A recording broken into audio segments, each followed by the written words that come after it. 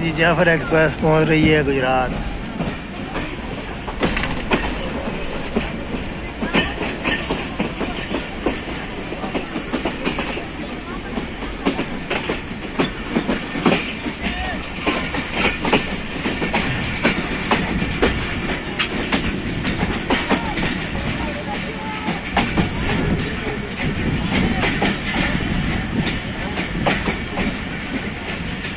एक दफ़ा पहले भी मैंने इस पे सफ़र किया था, इसके एसी स्टैंडर्ड में, रावलपिंडी से गुजरात।